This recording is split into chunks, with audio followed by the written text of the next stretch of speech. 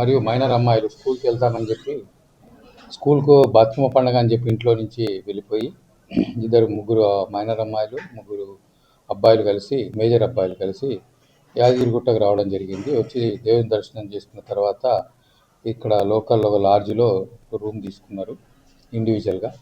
వాళ్ళు ఆ LADS owner ఎటువంటి వాళ్ళ ఏజ్ పత్రాలు చూడకుండా వాళ్ళకి లాడ్జ్ ఇవ్వడం జరిగింది. తర్వాత వాళ్ళు ఇక్కడ ఈ లాడ్జ్లో స్టే చేసి వాళ్ళు శారీరకంగా కార్యక్రమాలు పాల్గొన్న తర్వాత ఇంటికి పోయినారు. ఇంటికి పోయిన తర్వాత ఆ పిల్లలు వాళ్ళ తండ్రులకు చెప్తే అప్పటికే వాళ్ళు మిస్సింగ్ కేసు ఒకటి అల్వాల్ పోలీస్ స్టేషన్లో రిజిస్టర్ అయింది.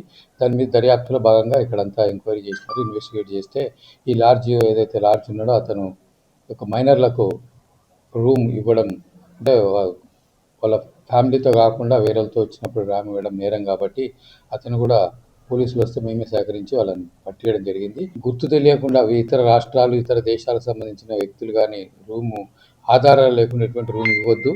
రూమ్ ఇచ్చినా ఆ రూమ్ ఎవరన్నా అనుమానితులు ఉన్నా మాకు ఇన్ఫర్మేషన్ ఇవ్వాలా. ఎవ్రీడే ఎవరికి ఇచ్చిన రూమ్ అనేది కూడా షీట్ మా పోలీస్ స్టేషన్కి ఇవ్వమని చెప్పడం కోరడం జరిగింది. ఆ షీట్ కూడా మేము కలెక్ట్ చేసుకుంటాం. ఏ లాడ్జ్లో ఎవరు ఉన్నారు, ఏమి స్టే చేస్తారు, అంటే దాని తర్వాత స్టే చేసి పోయిన తర్వాత ఇక్కడ ఏమన్నా అఫెన్స్ జరిగితే దాన్ని మనము ఇన్వెస్టిగేషన్లో ట్రేస్ చేయడం ఈజీ అవుతుంది.